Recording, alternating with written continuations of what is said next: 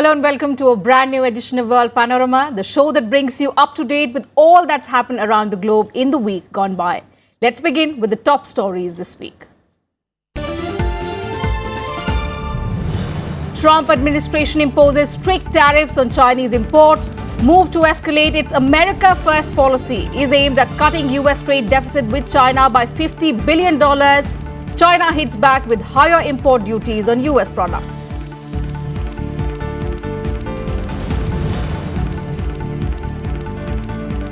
Facebook faces lawsuits, potential legislation and regulatory questions after whistleblower lifts the lid off a data scandal.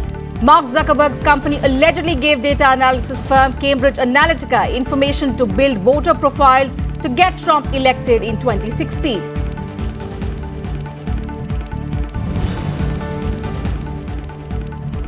Maldives President Abdullah Yameen ends the 45-day state of emergency in the country.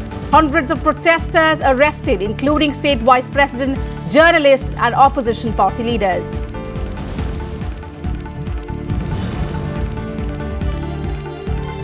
Four years after abducting them, Boko Haram releases 110 schoolgirls in Nigeria, warns their parents not to put them back in school.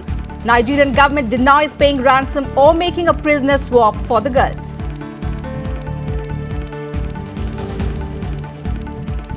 The big story of the week. US President Donald Trump signed a presidential memorandum on Thursday to impose tariffs on up to $60 billion of imports from China.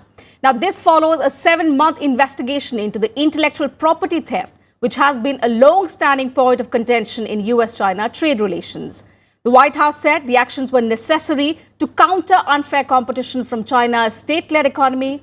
The move comes on the heels of the administration's steel and aluminium tariffs that also took aim at China. In retaliation, China announced a list of US goods, including pork, apples and steel pipe, which may be hit with higher import duties.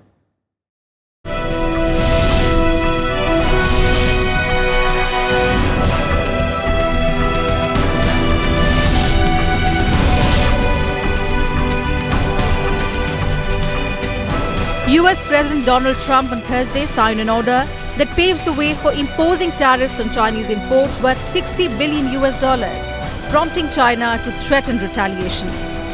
Calling the first of many trade actions, Trump said the measure is aimed at punishing Beijing over the alleged theft of US technology and Chinese pressure on American companies to hand it over. Tremendous respect for President Xi.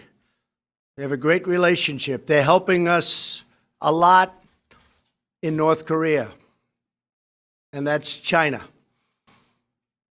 But we have a trade deficit, depending on the way you calculate, of $504 billion. Now, some people would say it's really $375 billion.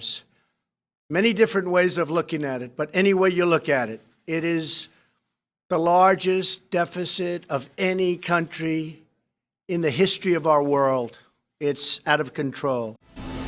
The White House said Trump will direct the Office of the U.S. Trade Representative to publish a detailed product list of proposed tariffs within 15 days. USTR has already identified potential targets, 1,300 product lines worth about $48 billion. The president is also asking Treasury Secretary Steven Mnuchin to come up with a list of restrictions on Chinese investment. The response from our members has been one of concern that these actions could lead to a trade war, which is something that nobody wants to see. At the same time, it's important to recognize that there has been a growing sense of frustration within the business community about the lack of progress on market access openings and China's increasing use of industrial policies. In other words, there are reasons and a desire on the part of the business community to see a tougher approach taken by the U.S. government with China. However, our members are not in favor of using sweeping tariffs to try to address these issues. Referring to the US $375 billion trade deficit with China, which he blamed for the loss of American jobs, Trump said it is the largest deficit of any country in the history of their world. It is out of control. China, although, denied the accusation. Whether from a micro or a macro level, the United States has benefited greatly. The US carrying out the 101 investigation and announcing the so-called outcome provoking a trade war undoubtedly has initially directly damaged the interest of its domestic customers, companies, and financial markets. China unveiled its own plans to impose tariffs on up to $3 billion of US imports in retaliation. 那么至于中方是不是会对美方进行报复？ China's position has been stated clearly. The information is all plain to see. We hope the United States can treat China's interests sincerely, act rationally and prudently. 奉陪到底。 The development shook stock and currency markets on Friday, with investors fearing a trade war. Stocks plunged on Wall Street on goods and investment from China. The Dow Jones Industrial Average dropped more than 700 points. Bureau Report, Rajya Sabha TV. And to discuss the story further, we are joined in the studio today by former Ambassador Meera Shankar. A very warm welcome, Ambassador Shankar, to Rajya Sabha TV. First of all, what do you think is the justification for the US to hike these tariffs? And now with China retaliating, do you think it's going to affect world trade? Well, I think it's what I would call an opening shot or a warning shot which has been fired, and where both sides are positioning themselves for tough negotiations. Because if you see the US order, it talks of the decision to impose tariffs on $60 billion worth of goods because of China's theft of intellectual property of US companies. But it provides a 30-day window for the USTR to come up with the specific list of products on which these tariffs will be imposed and specific tariffs. So that's the window that would be open for negotiations between the two sides. And again, with the US Treasury, Trump has given them 60 days to come up with a proposal which would restrict Chinese investments, particularly in sensitive technology areas. It would prevent Chinese companies from acquiring US companies. So I think doesn't really at the moment look like a full-fledged trade war, but more like an opening shot for positioning the US in a stronger way in terms of negotiations with China.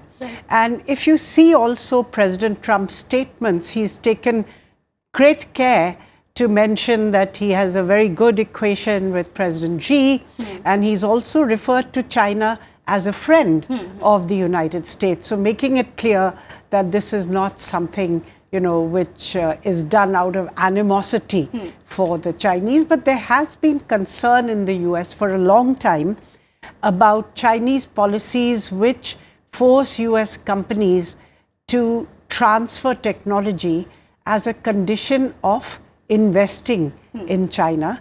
And then very shortly thereafter, you find Chinese companies are producing the same product which they ripped off. There have also been concerns that Chinese hacking into the sites of US companies and actually stealing sensitive technologies and information from the sites of US companies through illegal hacking. And these have been long-standing concerns. The third element I think they are going to take to the WTO, the US, and that is this whole this whole technology transfer or licensing agreement that China has in place, which forces US companies to transfer technology as a condition of investment. So that they are going to take as a dispute to the WTO. So the WTO, do you think it has any powers to intervene and stop this escalation further? I think that, in many ways, this will be dealt with through bilateral negotiations. Obviously, if it really spirals out of control, then more people will want to see what they can do to limit the fallout and the impact. Certainly. But right now, I think it's positioning the two countries more for bilateral negotiations, and the US also seeking one element to go to the WTO, which is the WTO to rule on China's technology transfer or licensing policy as a condition of investment or access to the Chinese market to see if it is compatible with the WTO. Also, Ambassador Shankar, trade wars, if history tells us that if it's about the US, it's done more harm to the country than good. So the current escalation, how do you see that panning out? Is it going the way Trump has foreseen it? If the negotiations go off in a way where both countries eventually reach a consensus, for instance, China may give a commitment not to hack and steal, IPR or technology from US companies, which they have apparently in talks with the US, or they may agree to restrict certain exports to the US voluntarily. One doesn't know how the negotiations are going to pan out. True. But if they eventually reach some kind of a consensus, then you can see that it would be limited.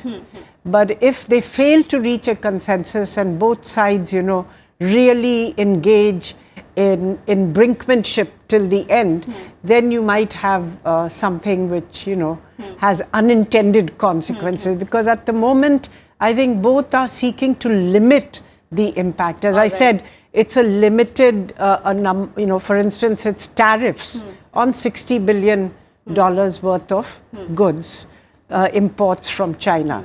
And according to the US, this is the calculation they have made of the profits lost by US companies on account of IPR theft by China. Now, it's not going to be 60 billion. It's going to be tariffs on $60 billion worth of goods. By how much will the tariffs increase? All that remains to be seen. What are the goods which will be targeted? One last question. And there's a 30-day window where both sides would enter negotiations. And Trump has mentioned that they are already in negotiations on these issues.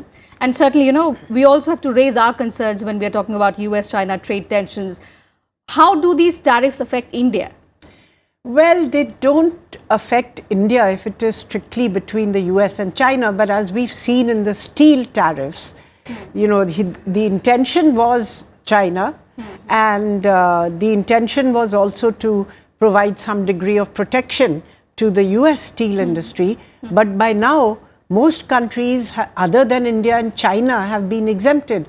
So Brazil, Argentina, Europe, Australia, Canada, Mexico have been apparently exempted from the tariffs. But India still remains because they don't want to do it only on China.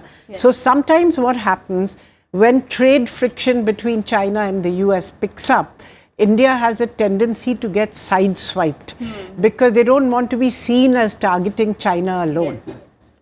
The second element is that if actually the US market becomes tighter in certain areas for China, they would look for alternative markets. And then there's a danger of dumping of Chinese goods in the Indian market, where we also have a huge trade deficit All right, with Ambassador China. Shankar, we'll have to leave it at that. Thanks so much for joining us on World Panorama. Thank you. Moving on with the other big story of the week. Social media giant Facebook faces severe criticism over a major leak of user data to political consultants associated with the 2016 Trump campaign in the US presidential election. Last week, Facebook revealed that Cambridge Analytica, a data analysis firm, used questionable means to secure personal data of over 270,000 users who downloaded a purported research app that had been described as a personality test.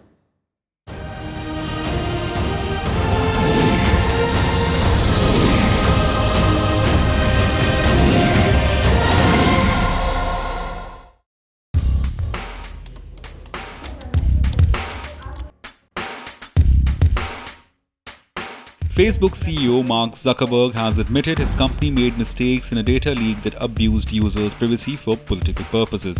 He has also pledged to fix the problems, but it's unclear how a statement will impact his company that's in the middle of a growing scandal over the hijacking of personal data from over 50 million Facebook users. The scandal came to light after the US and British media reported that data of over 50 million Facebook users was inappropriately used by a British data analysis company, Cambridge Analytica, that used the information to build profiles on American voters that were later used to help elect US President Donald Trump in the year 2016. Facebook is facing obviously tremendous financial losses right now in the market with the loss of confidence and public trust in their product.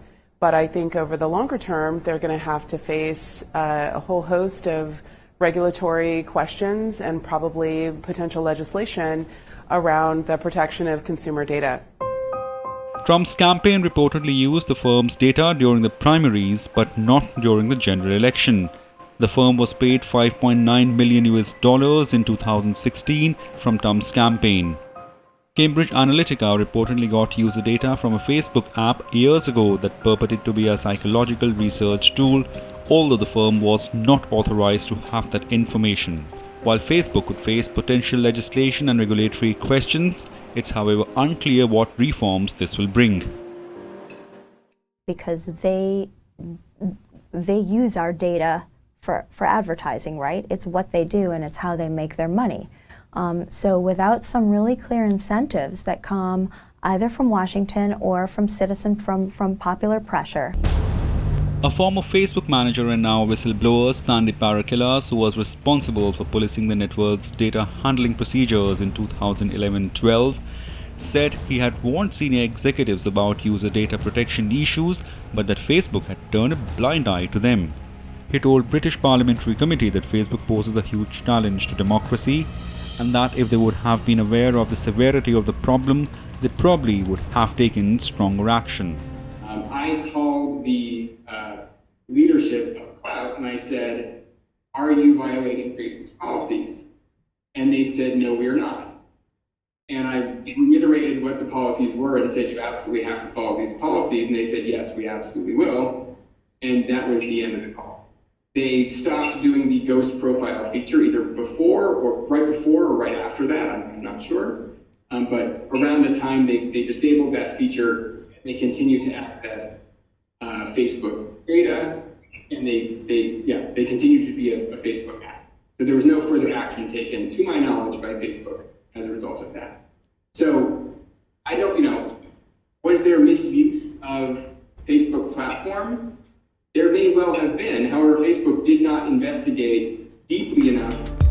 The scandal, meanwhile, cost Zuckerberg's company over $65 billion of its stock market value in just 3 days. A public backlash has also begun with Delete Facebook trending on multiple other social media sites like Twitter. Bureau Report, Raj Sabha TV. And news now from Maldives, where President Abdullah Yameen lifted emergency in the country 45 days after he imposed it. In a statement, the president's office said Yameen lifted the emergency to promote normalcy despite a diminished threat to national security. Security forces arrested former President Maumoon Abdul Gayoom, Yameen's half-brother, as well as 2 Supreme Court judges and a top judicial administrator on charges of trying to topple the government. All 4 were charged with terrorism, in a move that the opposition has accused of being politically motivated. Those arrested during the emergency also include opposition parliamentarians, journalists and a former police chief. Some 141 people were detained on Friday alone when thousands of opposition supporters defied the emergency and staged a protest in the Maldivian capital. Most have since been released. Emergency was declared after the island nation's Supreme Court overturned criminal convictions against 9 of Abdullah Yameen's opponents. India, meanwhile, on Thursday welcomed the end of emergency in Maldives, even as it cautioned that several concerns expressed by the international community remain to be addressed. Boko Haram this week released most of the 110 schoolgirls that its members had kidnapped last month from Nigeria's Yobe state. Nigerian President Muhammadu Buhari met the freed Dapchi schoolgirls in capital Abuja. The Nigerian government is working with local and international negotiators to other captives who are still being held by the terrorist group. The group sparked international outrage when its members abducted 300 girls between the age of 16 and 18 from a boarding school in Chibok in Borno State back in April 2014. 82 girls were freed in a swap last year. However, more than 100 of the girls are still in captivity. Their whereabouts are not known yet. Myanmar President Teena Jha resigned from his post after 2 years in the position. Speculation had swirled for months about the health of Teena Jha, but there has been no official statement on it. Jha is a close aide of State Councillor Aung San Suu Kyi.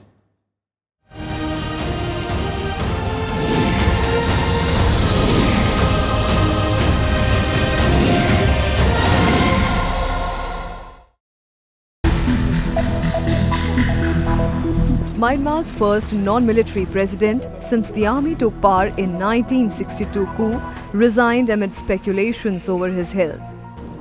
Teena Jha was sworn as president in 2016 after landmark elections that ended decades of military leadership. But he was mainly seen as a ceremonial president while Aung San Suu Kyi acted as the de facto president. An official statement released by the president's office said, President Teena Jha has resigned in order to take rest from the current duties and responsibilities. It also states that the new position will be filled within 7 days. Till the appointment of the new president, current Vice President Myint Sui would temporarily succeed as president. Meanwhile, Myanmar's lower house speaker and long-term serving member of the National League for Democracy, U Win Myint, is tipped to become Myanmar's next president. Teena Jha's resignation comes amid rising international pressure on State Councillor Aung San Suu Kyi over the Rakhine crisis. A violent military crackdown which forced around 7 lakh Rohingya to flee over the border into squalid camps in Bangladesh in what the UN has branded as ethnic cleansing with possible hallmarks of genocide. Bureau Report, Rajya Sabha TV. And here's a quick wrap of some other updates from across the world in GlobeWatch. 3 people were killed in southwestern France on Friday when a gunman held up a car, opened fire on the police and took hostages in a supermarket. The gunman was shot dead by the police later. Terming the attack as an incident of terror, French President Emmanuel Macron assured residents of Trèbes to say that the state police had secured the area. The armed men had entered the supermarket in Trèbes, claiming to be acting on behalf of the Islamic State terror group, although his connection to the militant group was unclear.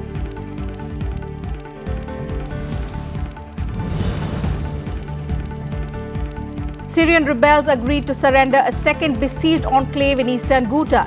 Their comrades in another insurgent pocket in the area continued their withdrawal after a month-long assault by government forces. Insurgents in Harasta town began withdrawing in a convoy of buses for opposition territory in northwestern Syria. Meanwhile, rebels in a second pocket around the towns of Arbin, Jobar, Zamalka and Enterma said they had also agreed to leave for the northwest with their families and any other civilians who did not wish to come back under Assad's rule.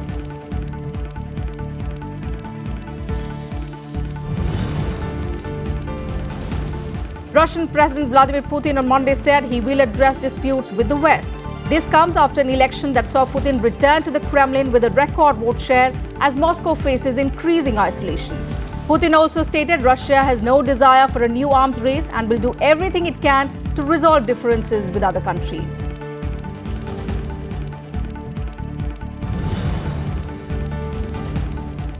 Britain and the European Union reached a landmark deal on a transition phase that will last for nearly 2 years after the historic Brexit divorce next year.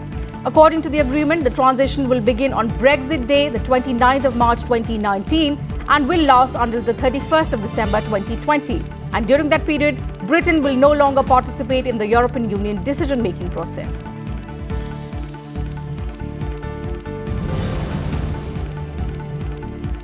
Chinese Premier Li Keqiang unveiled his new cabinet as part of the government's efforts to stabilize the world's second-largest economy. The new lineup, approved by nearly 3,000 deputies of the National People's Congress, include 4 vice premiers: Han Zheng, Sun Chunyan, Hu Chuna and Liu He.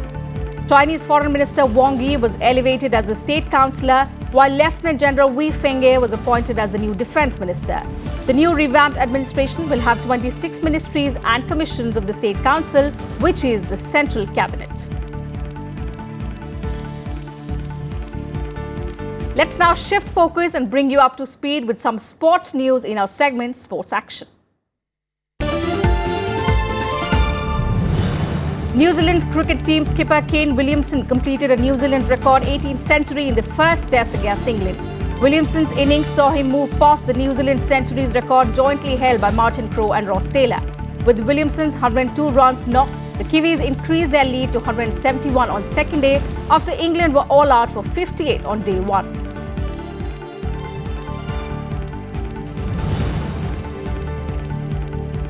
Japan's Naomi Osaka claimed her first career title with a 6-3, 6-2 victory over Russian Daria Kastkina at the BNP Paribas Open. With the win, she became the youngest Indian Wells champion.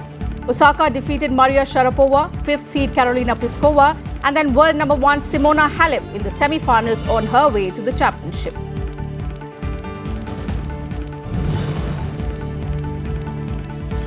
A goal by substitute Pedro put Chelsea into the FA Cup semi-final with a 2-1 win over Leicester City after extra time. Alvaro Morata scored the opener in the 42nd minute for Chelsea, but Jamie Vardy equalised the score in the 76th minute. With no replays from the quarter-finals onwards, 30 extra minutes were required, in which Pedro headed in a cross to seal the victory. Chelsea will now face Southampton in the semis, while on the 22nd of April, Manchester United will face Tottenham on the 21st of April.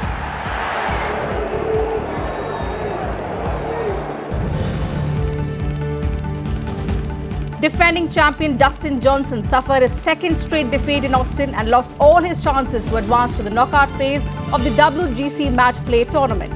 After losing his opening match to Austrian Bernhard Weisberger, top-seeded Johnson slumped to a lopsided 4-3 defeat by Canadian 38-seeded Adam Hadwin.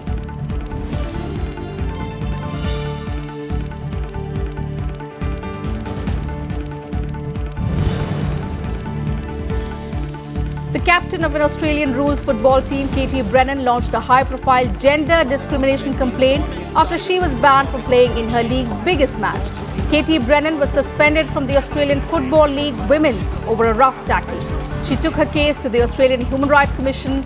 Katie said a similar offence in the men's league would attract a fine, not a suspension, but league officials denied sexism. Speculative.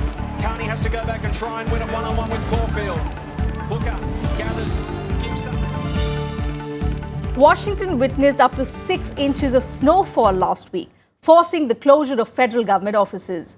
Making the best of the snowstorm and a holiday, a group of people indulged in an epic snow fight. The National Mall literally turned into a battleground as people hurled snowballs at each other. We leave you with visuals of residents celebrating the snow. Goodbye and thanks for watching.